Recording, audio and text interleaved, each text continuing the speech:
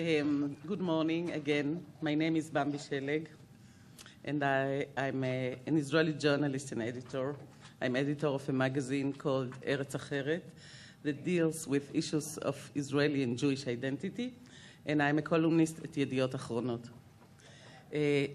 This morning, I'm pleased to start the panel about Jewish unity with our distinguished guests, Professor Tamar Hermann from the Israeli Democracy Institute and a professor of political studies at the Open University that will present a new study, What Israelis Really Think About the Diaspora. Rabbi Yosef Carmel, Rabbinical Dean and Av Beit Din of Eretz Hemdah. Mrs. Rebecca Caspi, Executive Director of the Jewish Federations of North America in Israel. Yossi Klein Halevi, Senior Fellow at the Shalom Hartman Institute and author of the bestseller Like Dreamers.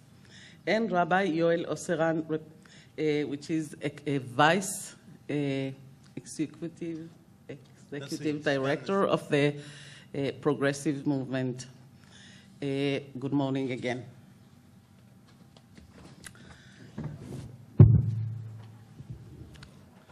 The issue of Jewish unity is a complicated one, especially these days. Who is a Jew? And in other words, what does it mean to be a Jew now? Can we rely on the halacha, the Jewish law, when we come to answer these questions? Can we rely on orthodoxy when we come to answer these questions? And if not, on whom can we rely?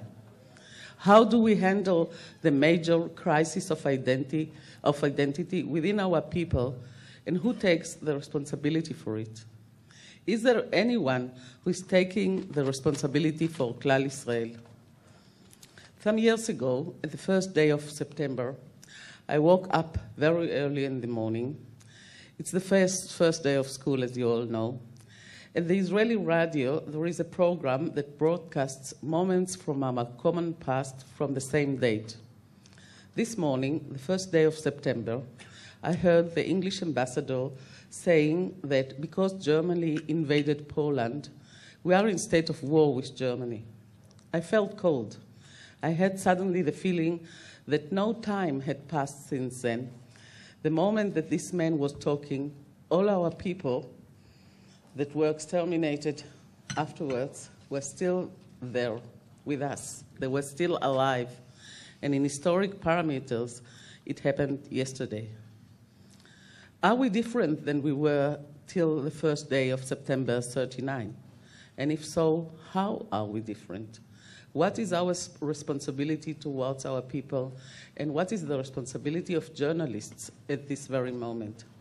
I invite Professor Hermann from the Israeli Democracy Institute to present the results of the poll about Israeli diaspora relations.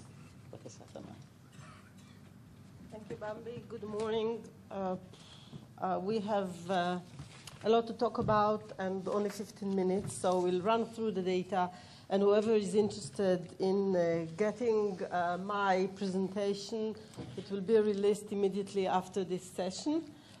Because I played with the data in order to give you some better insights. Before I get into it, I'd like to thank my colleague, Hanan Cohen, who is sitting here with us, and he did much of the work, so he is entitled for a shared credit for this research. So, the first question that was asked, we will go through the topics. We'll talk about nationhood. We'll talk about non-Orthodox movements in Israel. We'll talk about attentiveness and preferred information sources of Israelis about the diaspora. And we'll talk about priorities of the diaspora. And I think that you'll find the latest issue of great importance. So we'll start by the question, Jews in Israel are a different nation from the Jews abroad.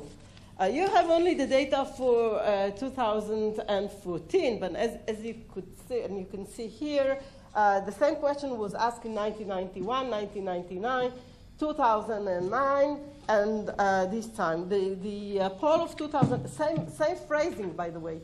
2009 was an exceptional poll.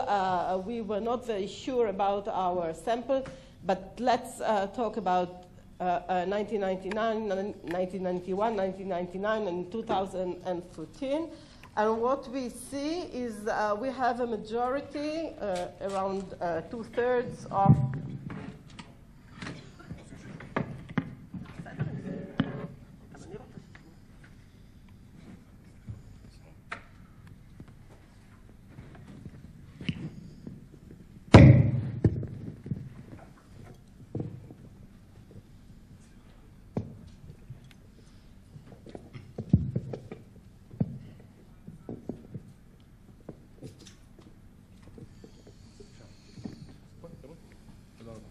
I'll start singing.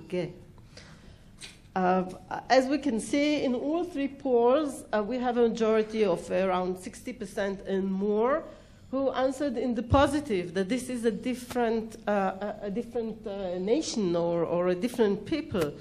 And this would be a bit unpleasant to some. However, we'll see later on that it doesn't mean that they have no perception of mutual interests, of shared fate, and so on and so forth.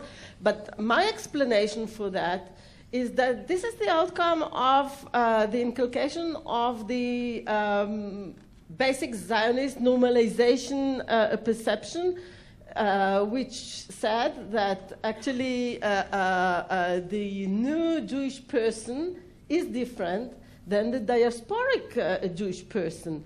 And therefore, they see themselves as different. Not basically different in the sense that these are Jews and these are not Jews, but different kinds of Jewishness. And by the way, I told someone here that I'm coming from Kibbutz Levi, where I'm attending a closed workshop with certain leading figures in the National Orthodox Rabbinical hardcore, and some of them who see themselves part of the new Israeli Hasidic tradition, which they think that they are establishing at the present. They also said that they see themselves as being different in many aspects because they are here, and because they are here, even their halachic reading should be different. Their cognitive attitude to Judaism, their emotional attitude to Judaism, and even their physical presence in Israel is of essential, I would say, it does have an essential impact on the reading of the Jewishness. And I was very amazed because they define themselves as being Orthodox, and I thought that they would say, no, everyone is one people, but they didn't say that. So it gives us some food for thought. What does it mean to be an Israeli Jewish person and a diasporic Jewish person in the eyes of the average Israeli? Now, and then we try to figure out whether it's different amongst people, Israeli people, Jewish people, by their self-definition on the scale of religiosity. And indeed, we see a huge difference because the secular and the traditional, in large numbers, think that this is a different nation or different people. However, this is not the case with the Orthodox and the ultra-Orthodox. And this means that there is a cleavage within Israeli Jewish public in its perceptions of the diaspora in general. And indeed, because the secular and even the traditional are more under the influence of this normalized Zionist perception, this is why the average that we get eventually is with a majority on that side. I'll give you the proportions in Israel. We have about 43% who define themselves as secular. We have 35% defining themselves as traditional. Normally, we split between more religious traditional and less religious traditional. We cut it about in the middle. Statistically, we have the Orthodox, which are also divided these days between the Orthodox and the Torani camps, not in the middle, and the ultra-Orthodox. So there is a scale, and this scale is not just a matter of self-definition, it is a matter of different perceptions about these core issues of the essence of being Jewish. Now, time runs. Jews in Israel, okay. So counterintuitively, no, I missed one. Jews in Israel and diaspora share a common faith. Here we see that we have a constant majority who answer in the positive. So they are not exactly the same people, but they do have a shared faith, and my conclusion is that counterintuitively, the sense of a shared faith does not necessarily correspond with a sense of shared identity. So we can be different but still have the same faith, and we will have the answer, what does it mean to have a shared faith later on. Now, what's the primary connection between the Israeli and the diaspora Jewry? And as you can see, I thought that they would say the halachic law is the common denominator between the two, and apparently not. The plurality said culture and tradition. Then comes the halachic law, Jewish nationality, anti-Semitism. I thought it would be higher on this scale of what brings us together. Apparently, we are less, I would say, obsessed with anti-Semitism than I expected. Then we have genetics, the physical side to it, and other explanations. So it's culture and tradition. This is what, according to the bigger group within Israeli society, this is the factor that brings us all together. Now, we again looked at this question with the help of this scale, secular, traditional, Orthodox, and ultra-Orthodox. And you see that secular would put culture and tradition first and anti-Semitism second. Traditional, the same. Culture and tradition and anti-Semitism. The Orthodox say tradition and culture, but Jewish nationality comes second, not anti-Semitism. And the ultra-Orthodox responded as expected, the halachic, the religious law, and culture and tradition. As you can see, the Orthodox and the ultra-Orthodox did not have on the first place or in the second place anti-Semitism. This is something that bothers more the secular and the traditional. So the secular and traditional are looking outside for something that brings us together. Anti-Semitism is something that is the glue that put us in the same basket, whereas Orthodox and ultra-Orthodox are dealing more with internal, or are looking internally to culture and Jewish nationality and even religious law. Now, you have in front of you, I believe, questions 4 and 5. Questions 4 and 5 deal with the issue of should Israel take into consideration the impact of the government's decisions on the diaspora? And question 5 asks about taking into consideration the views of the Jews in the diaspora when making these decisions. And what we see is that it's different. Whereas we have a majority, 71%, who say that indeed Israel should take into consideration the impact of its decisions over the Jews in the diaspora, we have a split of opinion here regarding should their opinion be taken into consideration when making these decisions. And that's very critical. It means that they do not want to jeopardize the relationship with the diaspora or to put the diaspora in any danger, but they do not see it as part of the inner circle of the we. the decisions should be made by at least half of the Israelis, should be made by them, not by the diaspora. And indeed, we had another poll in which we asked them specifically, should we take the diaspora's views into account when we deal with issues of peace and war and the issues of the conservative and the reform? And we had the majority who said no, we shouldn't. We shouldn't take their views into consideration when the Israeli government is making a decision on these issues. What we see is, like in the first and the second question, we had this discrepancy between being one people and having a shared fate. And here again, we have a discrepancy between taking this into consideration, but not necessarily listening to what they have to say on these issues. Now, how Israel should, if at all, support the diaspora and the Jewish communities in the diaspora? So we have a majority that supports sending emissaries, what we call shlichim, to the diaspora. I suppose that everyone thinks about himself or herself as a potential emissary to the diaspora. So they say, yes, it might be fun to be 5 years in North America or what have you. No, it was just a joke.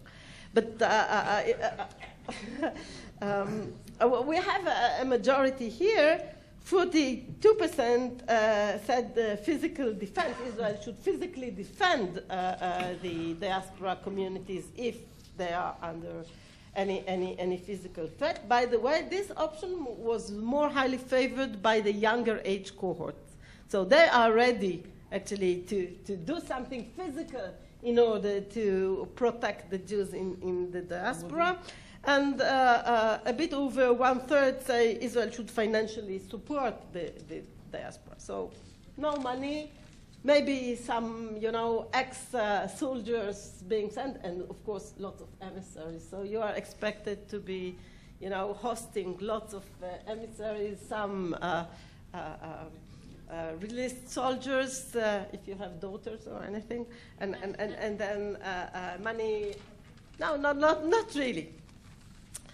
Now we move to the issue of non-Orthodox movements, equal status for the non-Orthodox movements in Israel. We have a huge difference between secular, traditional Orthodox, and ultra-Orthodox. We have a large majority, 78%, of the secular who think that the reform and the conservative should get equal status. The traditional are split almost in the middle. Statistically, this is not significant, the difference. The Orthodox and the ultra-Orthodox behaved very well by the expectations. So there is no surprise here. Then we asked about funding. Here, even the secular are less enthusiastic about it. I mean, equal status, no money from the government. How do you get information about the diaspora Jewry? It's very interesting that it is not, it's by the mass media mainly, not by direct connections, not by travels, not by family members, and so on. So TV first. TV, by the way, is the best political socializer in Israel on almost all issues. And that's at the end. What's the most important objective for world Jewry? I found this the most important, I think, finding of the survey. Assimilation comes first. I mean, this is something that the Jewish diaspora community should do with themselves, deal with the issue of young generation assimilation, then confront anti-Semitism. This is also their problems. Attachment to Israel comes only third, and then influence the politicians in the other countries, boycotts, and support Israel financially. Only 5% think that the most important objective of the diaspora is to finance Israel this way or another. And my last slide is the most important, again, by secular, traditional, Orthodox, and ultra-Orthodox. Secular puts first fighting anti-Semitism and then assimilation. Traditional say assimilation and anti-Semitism. First and second change places. The Orthodox say assimilation and anti-Semitism, and the ultra-Orthodox say assimilation and financial support for Israel. So money is with the ultra-Orthodox. Thank you very much. Thank you very much. I'll tell you now what we're going to do. Each one of our panelists is going to speak about 7 minutes, and afterwards we'll open it to your questions, okay? We want to hear you. It interests us. Okay, so I invite Rav Yosef Carmel, Rabbinical Dean at the Beit Din of Eretz Hemdah, to relate to the poll.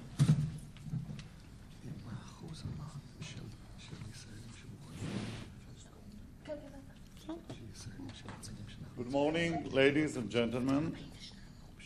The question if Israel is connected to the diaspora Jews is answered by your coming to Yerushalayim and by the meeting between you and us.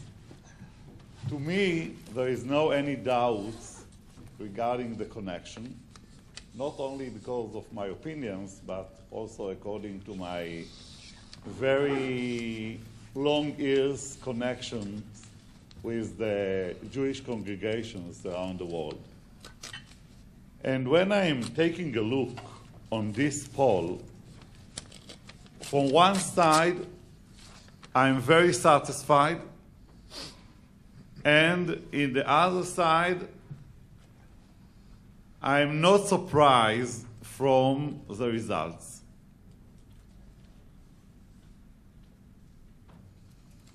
Why I am satisfied?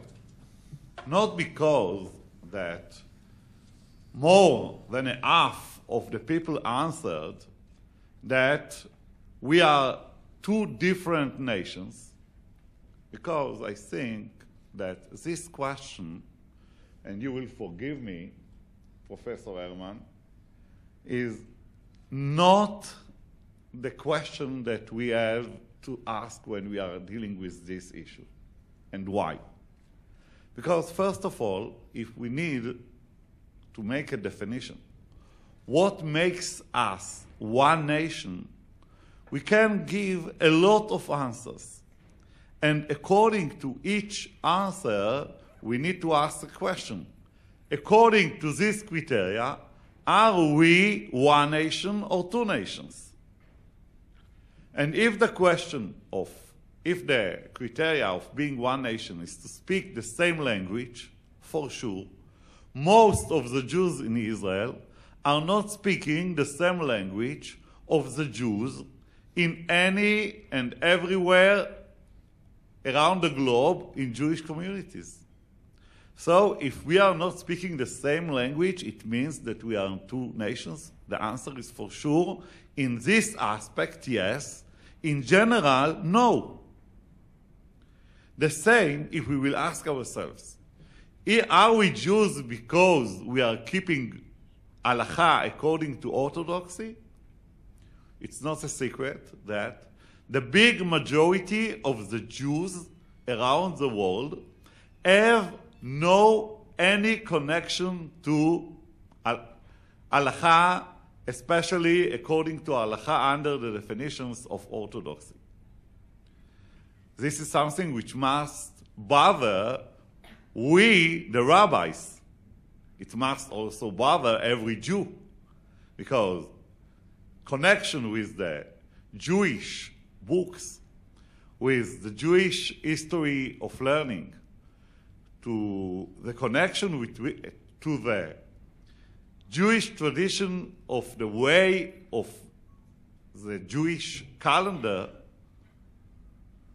is something which really make the Jewish future much more safe. So it must bother both parts of the one Jewish nation, the part who have a very strong obligation to halacha, to orthodoxy halacha, and in the other side, it also must be very important to the people who even didn't know what is the meaning of the word Shulchan Aruch.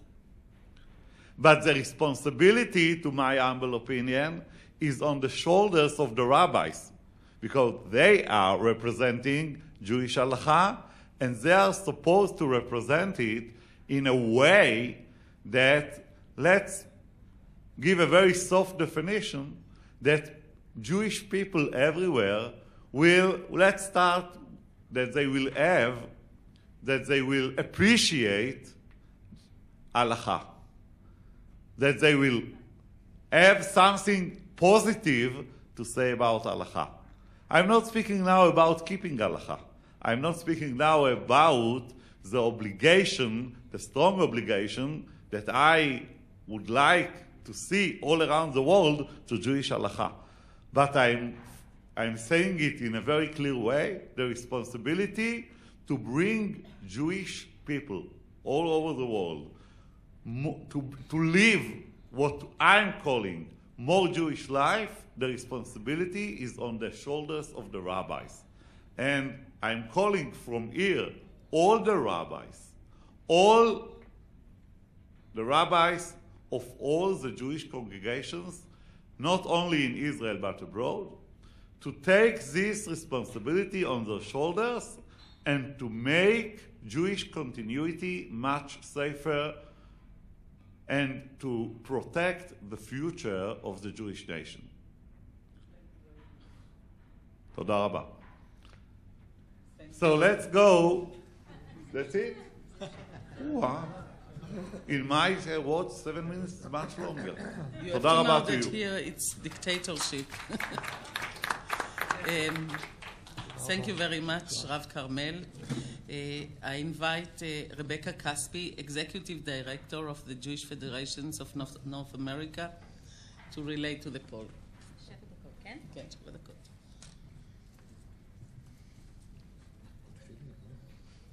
This doesn't count.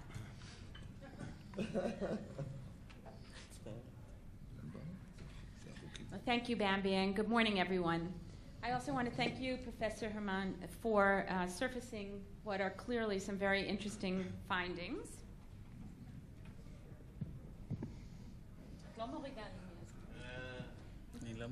Okay. You know, it used to be said, but I have to say I really personally never believed it, that Israelis didn't care much about what anybody else thought, especially diaspora Jews. And it was easy to get the feeling that that Israelis expected us, diaspora Jews, to just give us the money. And those tough decisions, the hard choices that needed to be made here, weren't really our concern. And in the worst cases, you could even get the feeling that sometimes people related to us with, oh, don't worry your pretty little heads about it. You know, there's tough decisions and we're on top of it. And that was the mentality that could have been in place. Until you come to live here yourselves, it's really none of your business. And I wish I could say that was a gross exaggeration, but actually that's how many Israelis were portrayed or had a tendency to come across. And I think it's clear that these stereotypes have been changing, and that's in part because of some very dedicated efforts to achieve change. We at Jewish Federations have really been working to crack this, but we haven't been doing it alone. There are others, the Ruderman Family Foundation, really many who are equally focused on the importance of the relationship itself, which links diaspora Jews and Israel, and the imperative to nurture and sustain it. But it wasn't until now, until this survey, that I think we've come to understand just how much some of these attitudes have begun to change. It's clear from the IDI data that Israeli Jews care deeply about their family overseas. The research shows that Israelis believe overwhelmingly that we share a common destiny, that we should be concerned about how the decisions made here will impact the diaspora, even, and maybe this is going to sound a little bit heretical, maybe we should even talk to them before we make some of those decisions, and we should be prepared to aid and to defend them. No matter the reason for this feeling, our shared sense of culture and tradition, halakha, genes, wherever it comes from, the data is irrefutable. Israelis believe that Jews are all in this together. And we fight the same fights. assimilation, anti-Semitism, the evils of the BDS movement, other political opponents of Israel, as well as many other challenges and threats. Much has been said about the bond between Israeli and diaspora Jews, but never before has it been as strong as reflected in this new survey. It's clear that increasing numbers of Israeli Jews identify with diaspora Jews as never before. And friends, this is a watershed moment in that very, very special relationship. Personally, having been in the trenches, so to speak, around some of the toughest challenges we've faced on the relationship front over the past 5 years, it's beyond noteworthy to learn that a very substantial number of Israelis, and this poll tells us that that is true, think that the government should, when taking important decisions, actually take into account how those decisions will impact Jews around the world. And I'm a little confused about your presentation because I thought the numbers were reversed in the printed publication that I saw before today's session. But let's say whether it's a majority or very close to a majority also believe that the government should actually consult diaspora Jews before making these decisions. This is so different to the mindset that I mentioned earlier on, that business is just not your business attitude. So how much time could have been spent working in sync rather than on correcting the all too frequent misunderstandings and the misdirects which have resulted from not touching base, not sitting down to think and talk these challenges through together. Look, there's no denying that old Israeli bravado still exists, but I think it's in a caring way. And that's part of what we as diaspora Jews love about being together with our Israeli brethren and sisters. We're inspired by this major shift towards actual financial shift for Jewish communal activities around the world, which is clearly gaining ground, as well as in the substantial numbers of Israeli Jews who support continuing shlichut, emissaries, physical defense of the diaspora, and many other ways that we can pull together. It seems that by this survey we can no longer debate whether Israelis care about diaspora Jews. They very, very clearly do. And you know, we can only debate why. Why 91% of Israeli Jews believe that aliyah of Jews to Israel from around the world is an important issue. 91%? Friends, it's hard to get Israelis to believe, 91% of them, that today is Wednesday. Let's not go beyond what this finding actually means. So maybe all of this is simply intended to facilitate aliyah. I'm for it. I did it 32 years ago. And I think we all support increased aliyah in many different ways and forms. I don't think that's what this survey is about. I think this survey is about a shared future and acknowledging, oh, I'm getting a nod, that we're all in this together.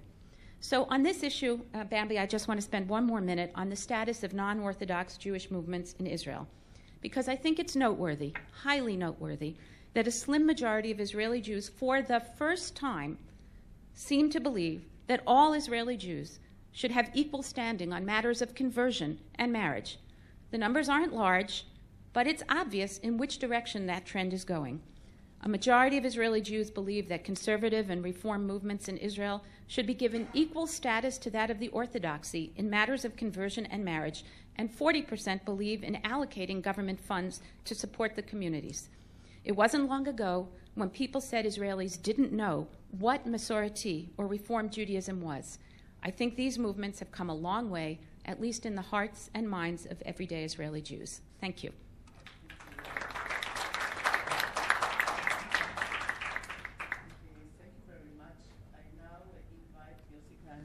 Senior Fellow of the Shalom Hartman Institute and author of the bestseller, Like Dreamers, to relate to the poll. Bevakasha. Thank you, Bambi, and good morning, everybody. It's wonderful to see so many friends together in the same room. I'd like to offer a little bit of context, if I can, to this data, which I as well find really encouraging, but not surprising, given the social and ideological changes that have happened in Israeli society over the last generation. In the past, one could characterize the culture war in this country as a struggle, and I say this only half facetiously, between the Israelis and the Jews. The Israelis believed that we were creating a new society, a new identity here. And the Jews, the Jewish Israelis, believed that Israel was the continuity of Jewish identity, the Jewish story. From my point of view, the good news is that the Jews won.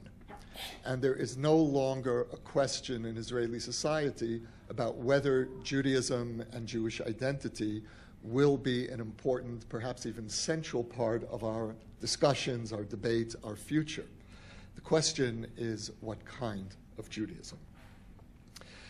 The data in that sense is not surprising. It affirms that Israeli society that is increasingly concerned about its own Jewish identity sees a strong relationship with Jews around the world as integral to its own being. One example, I think this is really, for me, this is my favorite example of the transformation that's happened in this country culturally. Israeli music. Hebrew music was traditionally the carrier of the secular Zionist ethos. Today, Israeli popular music, rock music, is the carrier of the re-Judaization of Israeli society. And Bambi, you've written about this very powerfully. I loved your article about the Shuli Rand concert 2 years ago.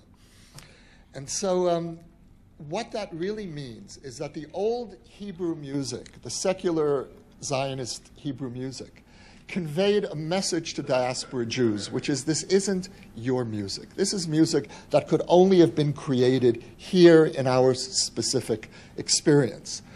The message of the new Israeli music, the rediscovery by Israeli rock musicians of piyut, the prayer poems of Sephardic Jewry, the creation of new forms of Israeli piyut, Ehud Banai, Meir Banai, Evyatar Banai, anyone named Banai, is really a message to diaspora Jews that we are creating a shared culture here. This is music that was created in part in the diaspora and is now undergoing a modernization in Israeli society.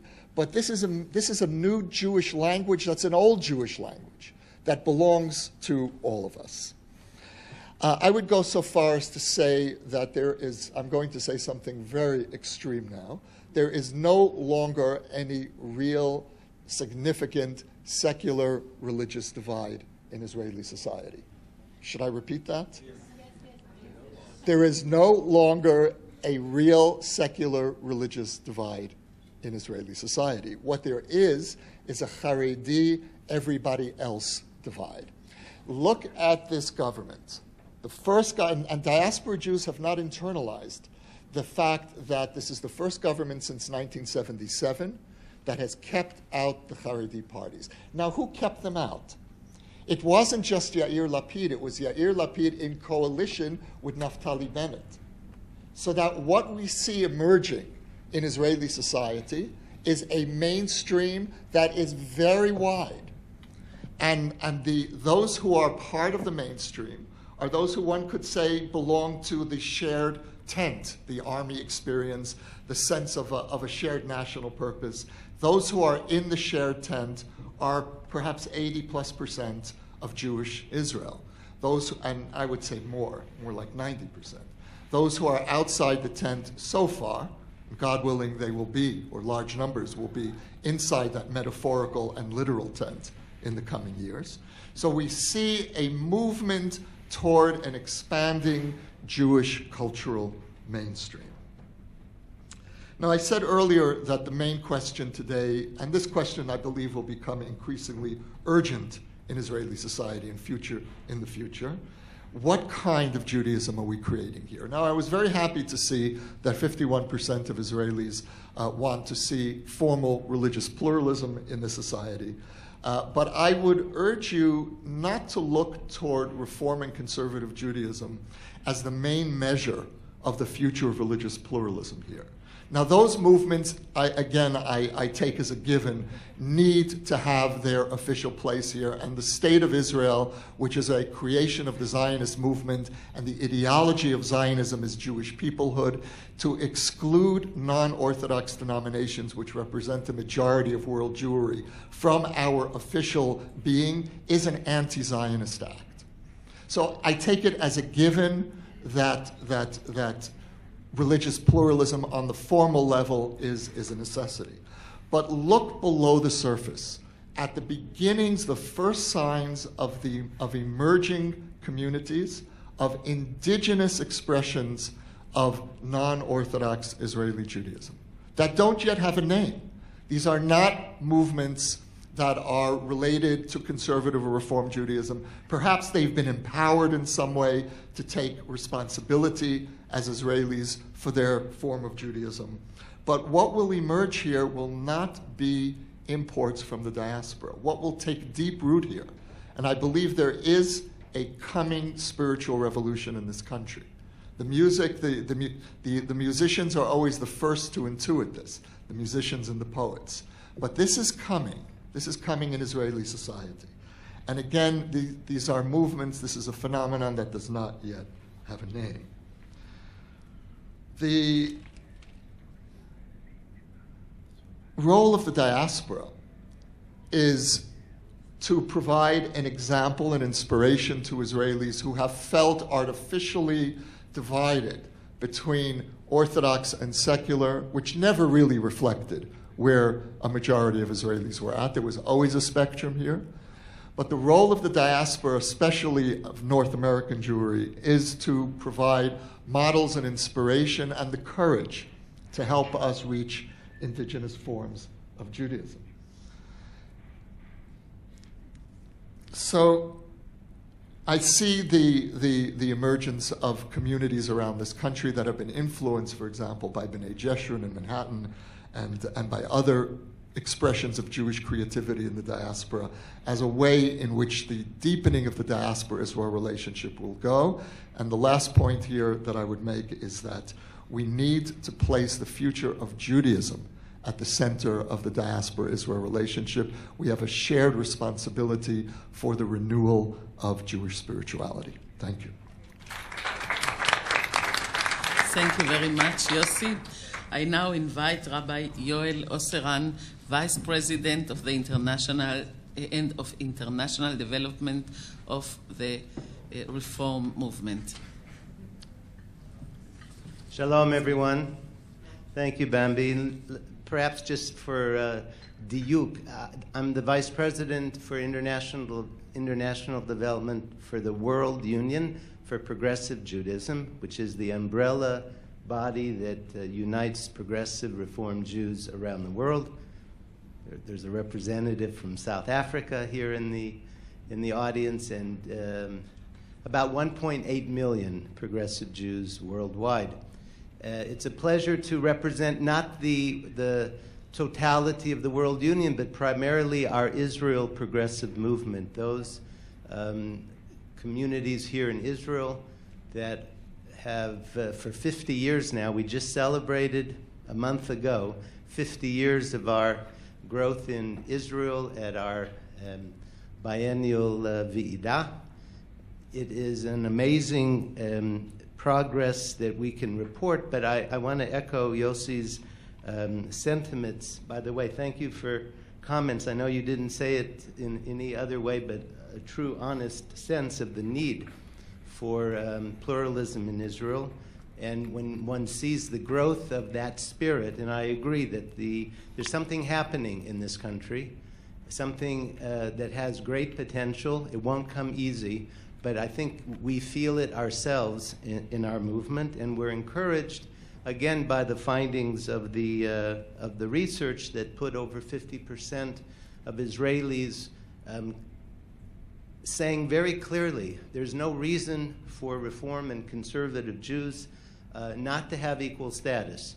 Previous studies, if I'm correct, the 2013 Gutman study even went to 59% of Israelis feeling that equal status is something that must happen in this country, even if one doesn't believe in Reform or conservative Masorti Judaism.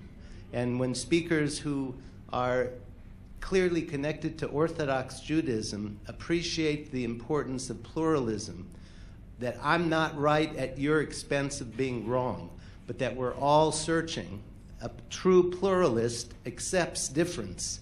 And that's part of why I believe this study indicates in a larger sense that Israelis are open to more ideas of connection to diaspora, listening to the voice of diaspora Jewry.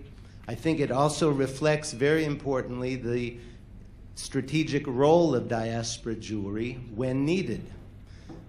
Not just taking the influence of diaspora Jewry on issues of women of the wall, where the voice of liberal, pluralistic Jews from abroad played a very important role in government decision-making. That was a united voice for Israel, not against anything, for pluralism in Israel. Just now, with the Presbyterian vote of divestment, who championed the cause against that vote? Rabbi Rick Jacobs, the president of the URJ, went to Detroit and spoke against divestment. He represented the voice of world Jewry, the mainstream of world Jewry. He didn't represent the progressive movement, the reform movement alone. He spoke on behalf of all of us, a reform rabbi speaking on behalf of Israelis against a divestment issue. Amazing. And one takes it almost for granted that that's the spirit of what unity can be. Now, how do I say this without creating a firestorm? The point of assimilation, which somehow Israelis voted #1 issue of concern in the diaspora, perhaps should also include assimilation here in Israel. You see, living here again for 30 years, see the value of opening up Judaism, broadening the tent. I agree with Yossi. The forms of religious pluralism will take many directions, and the names Reform and Masorti may not apply 10, 20 years from now. But the vanguard movements, the institutionalization of Reform and conservative Judaism here have set a tone, have opened the door of discourse, and I think expressed to Israelis the possibility that Judaism need not be abdicated to others. Assimilation is abdication, and we Israelis have abdicated our Jewish tradition and our Jewish culture to a very small minority who claim to be the true defenders. If you read the op-ed piece of a distinguished rabbi from Agudas, who claims that there is one original Judaism, and that's the Judaism that should be followed. Well, my friends, we know in 2014 that there's not one original Judaism. And more Israelis are appreciating that they have just as much right to own Judaism as anyone else. So the Reform and the Masorti movements here reflected in a growing sense of acceptance will help push that sense of ownership of Judaism, and then assimilation, which is no less worrisome in Israel as it is in the diaspora, will be the role of the liberal movements. It's not a game of numbers, whether we're 51% accepted or 65% accepted. It's not a matter of numbers. We're talking about the social, religious fabric of the state of Israel. And without religious pluralism in the state of Israel, we're not going to make it. I'm not concerned from chitzoni issues, external forces. I'm concerned about our own fabric as a country, as a Jewish country. We need to have religious pluralism to succeed as a Zionist enterprise. Thank you. Thank you to Rabbi Yoel Osseran. I now want to open our conversation and to invite you to ask questions. בבקשה. You can, okay.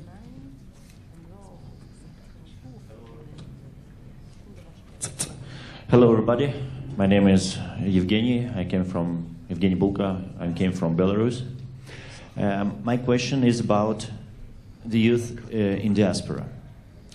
You know, it's a very specific situation. I'm not talking from all the members of diaspora. I'm talking for the members of diaspora in Belarus. Sometimes young people find out that they're Jews very, how to say it, a little bit late. For example, some friends of mine, they found out that they're Jews just several months ago. And they're starting to clear their identity. They're starting to find the way to Judaism and, for sure, the way to Israel. But we have different organizations and concerning religious, pluralism in Judaism. And they started to pull him in different sides. And they came to conclusion, okay, I don't want your Judaism, I don't want to make Aliyah, just leave me alone, I want to be in my country, and I don't want to be Jew. How can you commend it? We need just one idea to make Aliyah, youngsters. And we don't have this way in our diaspora, for example. We are ripping apart by different organizations. Thank you so very much. I want to point out that whoever was for pluralism or against pluralism, we don't have the idea that this Mr. pointed out. We don't have the shared idea. And I think that this is a real question. We are in the midst of a cultural crisis. And the way you pointed it out is actually our challenge as one culture and one nation. So who is willing to answer the question of, I'm sorry, I didn't get your name. Evgeny. Bakasha. So, Evgeny, I think every Jew in the world today is a Jew by choice. Even though we have a high concern about anti-Semitism, nobody today has to be a Jew. Whenever we find out or discover our identity, it still remains a choice whether we want to pursue that and in which direction and how, or whether we want to walk away from it. Because really, with almost zero exception, for the first time in thousands of years, we can walk away from it. So I think that it is an imperative for the organized Jewish world, whether we're talking about small organizations or big ones like the one I represent, to be humble and to understand it's not about market share. It's about mind share of the Jewish people. And I think that you've given us a very strong reminder that there is a modesty in the work that we do that we must pursue vigorously, or we are going to lose more people than we will engage. Thank you for saying that. Evgeny, I can tell you for sure that you are not alone.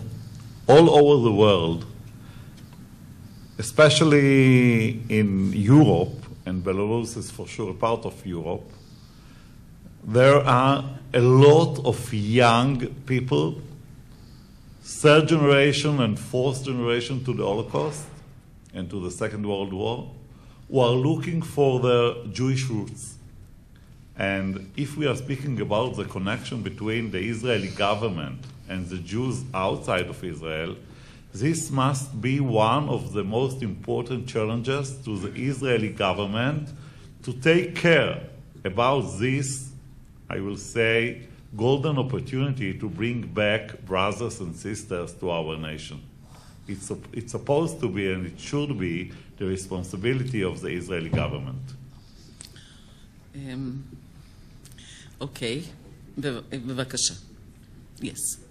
Please. Sharon Altshull. I'd like to a specific question to Rabbi Joel as you're speaking for the progressive movement.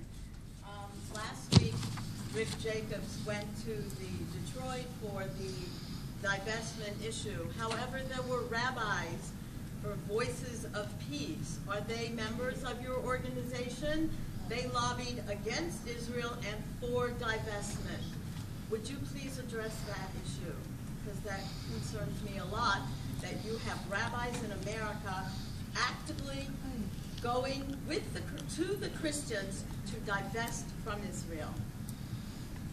Yes, it's a disturbing phenomenon of freedom of expression. And therefore, one would only hope that everyone would agree with the consensus in the mainstream.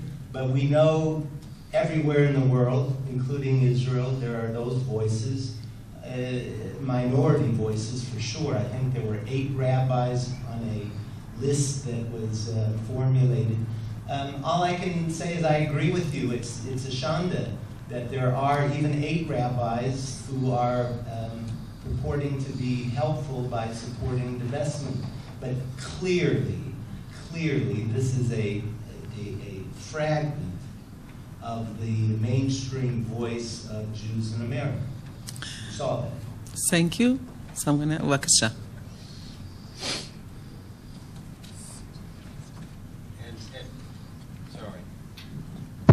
And I believe, just as a quick comment, there are some religious rabbis here who advocate against the state of Israel, if I'm not mistaken, too. More than 8. Yeah, so, yeah.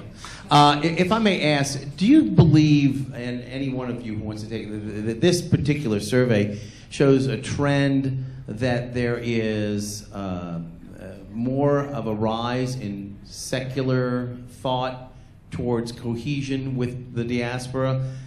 Or does it suggest perhaps there is a loosening of the reign of influence from the Haredis? And that this shows that perhaps the Israeli society is coming of age more in reaching out? Okay. Bevkasha, you want to answer? Well, if I got you correctly, the ultra-Orthodox are a small minority, and their impact or influence over the mainstream public opinion is very limited.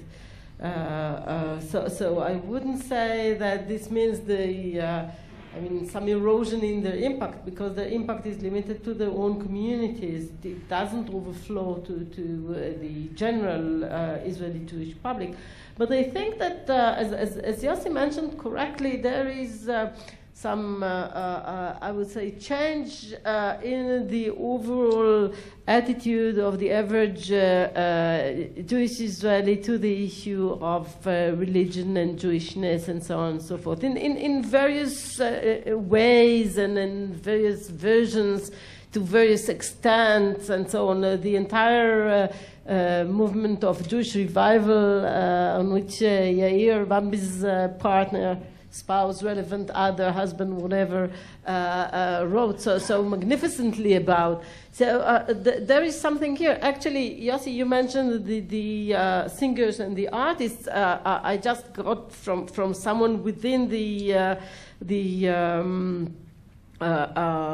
artist union that almost 50% of the singers are in whatever stage of getting back to some religiousness. And this is a signifier. If I had more time, which I don't, I would talk about the realization that the notion of Israeliness doesn't have a concrete content for many anymore, particularly as Israeliness is shared with the Arab citizens of Israel. So certain Israelis would say, okay, but this is not enough of an identity for me. I need something which is deeper than that. And secularism didn't give some answers to critical existential questions. It isn't very developed. Actually, the number of the real secular people, secular not by not being religious, but being, ideologically religious, secular is somewhere around between 3 to 5% only. So there was a vacancy there, and this vacancy, fortunately or unfortunately, was not filled in by the secular Jewish identity. So here religion stepped into this vacancy, and people find it fascinating. Young people who went to India and then come back and ask themselves, okay, what do I have to look for spirituality in India? Why wouldn't I look for spirituality in Jewishness? So they have their own versions. They do this and they don't do that. And Israeli society in this respect is very liberal. It is open to all kinds of interpretations of what does it mean to be Jewish. Unfortunately, and I will not expand on that, very often it comes together with rather nationalistic interpretations in terms of foreign and security policies. Yeah. But this is not the place to get into this issue. Okay, Rebecca? So I promise 60 seconds, I'm going to be very direct. I think we're all familiar with the phrase sharing the burden. And we mostly attribute that to thinking about military service, which is both a burden and a privilege in this country. I would say that just as there is a movement to seek a wider market share among the ultra-Orthodox in army service, there's an equal movement among other Israelis to share the burden and privilege of Jewish study and Jewish life. Just like we're making adaptations in the IDF for different kinds of kashrut in the meal halls and for different kinds of service to adapt to that lifestyle, I think Israel is in a process of adapting new ways to allow Jews who want to engage Jewishly here to do so. I'm wondering, it seems to me that there is this infrastructure that mitigates against this movement of pluralism, which is sort of the legal standing of the chief rabbinate. So it's okay, I'm making my joke. So I'm wondering, are you concerned that, especially with your talk on pluralism, that although it's so encouraging to see this, grassroots movement of pluralism, I'm afraid what's going to happen now. Are you concerned that while it's so encouraging to see this grassroots movement towards pluralism, that there's this elephant in the room called the law and the hardcore power of the chief rabbinate? And just as an outsider, I'm not an expert as you are, but as an outsider, it just feels that that's a huge impediment. And how likely is it that the grassroots movement will eventually force a change to that infrastructure? Well, I'll take the answer. Okay. This is something that has been bothering me for a long time, because I think that the rabbinate is actually acting as if it doesn't have a real responsibility of the future of the Jewish people. It's a very interesting question. Why do the rabbis act this way? And why, in many aspects, have they lost their responsibility for Klal Israel? How did this happen? And what is the meaning of it? So I'll tell you that in my way of seeing it, it means that we are in a new era. And here I'll be very radical, I think we're in the process of reinventing ourselves. It's because, as I pointed at the beginning, that we are very different than we used to be 100 years ago. And actually, we do have a new identity in many aspects, but we have not articulated it yet, because we are in the process of thinking about it. And I think we are going to write new pieces of what it means to be a Jew. And in the Israeli case, what does it mean to be a Jew with the sovereignty, or as a part of a sovereignty that differs from a Jew that has no sovereignty, okay, that lives in a... But if I'll answer your question, I think that we are going to actually write a new philosophy, that this is what we really need, because we need, and this is an answer also to Yevgeny, because we need to write the new path we are at. And it means that we've been through so much, and no one did foresee it, and no one did write about it before. So we need to write it ourselves. What does it mean to be a Jew today?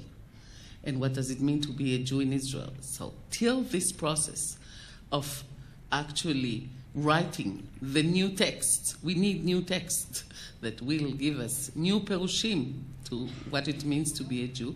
Till this cultural process will not happen, we will still be in captive by the rabbinate. But the moment the process will really become to be a strong one, many, many things will change. And this is a long conversation. Okay. I would just like to add a comment. Thank you for the question, because it affords the opportunity to indicate that there's change going on in many levels. One of the aspects of change are the numbers of Israeli, let's say, sabras, who are coming to appreciate what this theme of pluralism means. True that the introduction of pluralism to Israel came from abroad. It started with rabbis. My accent is not an Israeli accent, and many of the first and second generation rabbis here. But the number of rabbis now, 85 have been ordained from Hebrew Union College in the Reform movement, and I'm sure Schechter has ordained probably over 100. The change that's taking place in the actual family units of children going to school and learning about pluralism, and parents going to synagogue and going to summer camps with their children, all of this is changing. It hasn't yet reflected itself in the Knesset, where it's going to have to get to. But leaders of parties come to speak at Reform and Masorti conventions because they want to demonstrate support. So I'm optimistic that this will change from the grassroots, because the grassroots is changing. The complexion of Israeli grassroots is changing. Thank you very much. Yes. Are there any other questions? Yes, bivakasha.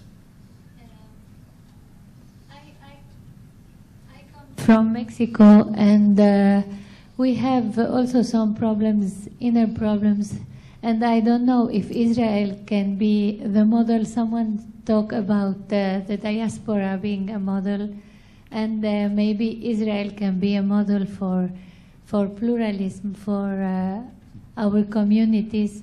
We have two main issues.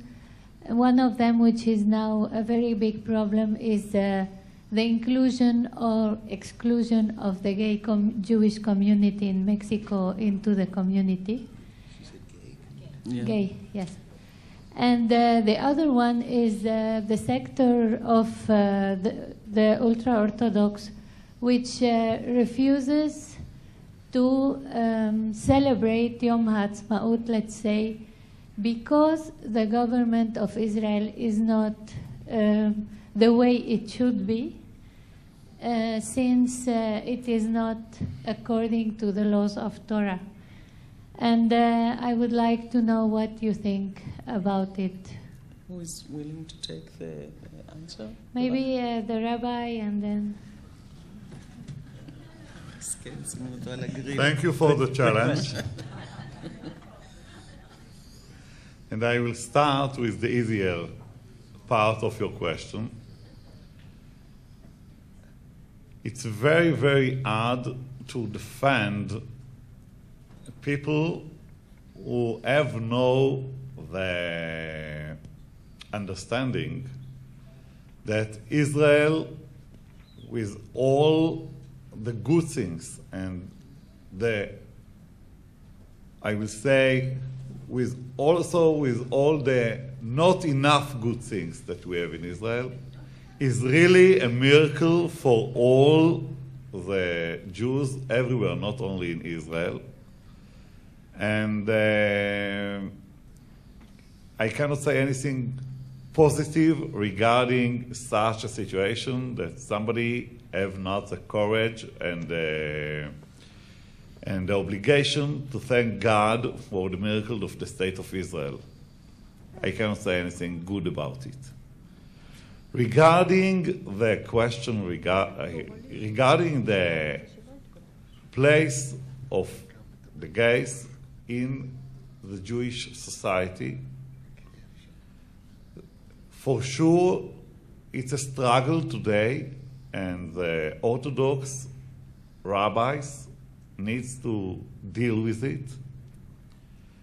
I'm sure that most and the big majority, and this lady here gave a very good example of a little minority who is doing a lot of noise. It's everywhere in every issue that the small minority is doing the majority of the noise. And I think that the majority of the Orthodox rabbis, and I have no the permission to speak in the name of all the rabbis, but I can say that according to my humble opinion, the majority of the rabbis in the world have the passion and the compassion to these people, and it doesn't have any contradiction to the halachic problems with this issue. So I'm sure that we must find a way how to give these people the way to struggle with this way of life that they choose, and to find a way, according to halacha and according to Jewish tradition, how not to send them out of our nation, chas v'chalila.